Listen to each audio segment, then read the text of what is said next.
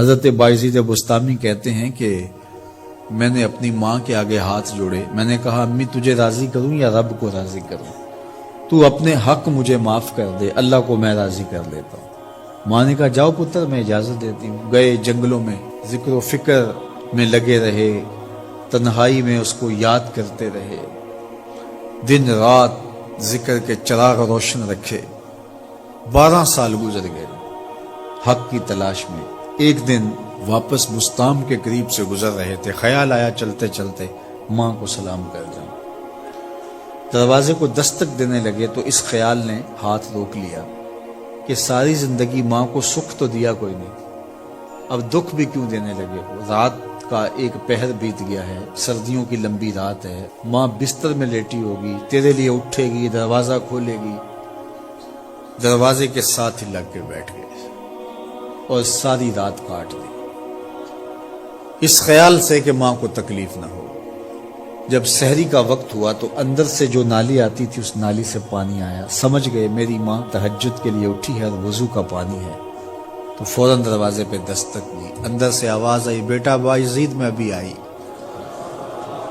مائیں بیٹوں کے دستک کے انداز سے جان لیتی ہیں یہ کس بیٹے کے ہاتھوں کا لمس ہے۔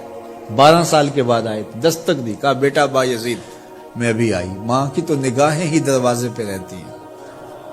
اللہ اکبر۔ کہتے ہیں کہ ماں نے دروازہ کھولا، 12 سال جنگلوں کی خاک چھانتے بیت گئی تھی، پراگندہ صورت، بکھرے ہوئے بال، پھٹے ہوئے کپڑے۔ میری ماں کی جب نگاہ میرے پہ پڑی تو اس کی چشمان سے موٹے موٹے آنسو ٹپکنے لگے، اور اس نے ایسے ہاتھ پھیلا کے کہا مالک میرا بیٹا بایزید تیری طلب میں نکلا تھا، تو نے ابھی تک اسے اپنا قرب نہیں دیا۔ حضرت بایزید بستامی کہتے ہیں 12 سال کی ریاستوں سے جو کچھ نہیں ملا تھا ماں کے اٹھے ہوئے ہاتھوں سے مل گیا۔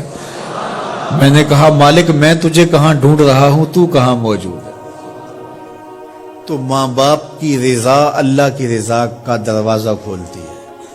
جن لوگوں کے ماں باپ ناراض ہیں اور وہ جا کے پیر صاحب کی خدمت کرتے ہیں اور میاں ماں کے قدم چومو، باپ کی ٹانگیں دباؤ، ان کی خدمت کرو، تمہارے پہلے مرشد وہ ہیں، ان کو راضی کرو، پھر کسی شیخ کامل کی صحبت میں آنا، دیکھو کیسے دل کی بند کھڑکیاں کھلتی ہیں۔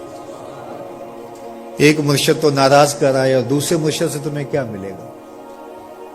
تو راستہ یہیں سے کھلے گا۔ والدین کو کبھی ناراض نہ کرو، والدین کو کبھی دکھ نہ دو، والدین کو کبھی تکلیف نہ پہنچاؤ، اور والدین کو بھی چاہیے کہ اپنی اولاد کو اپنا نافرمان نہ بنائے۔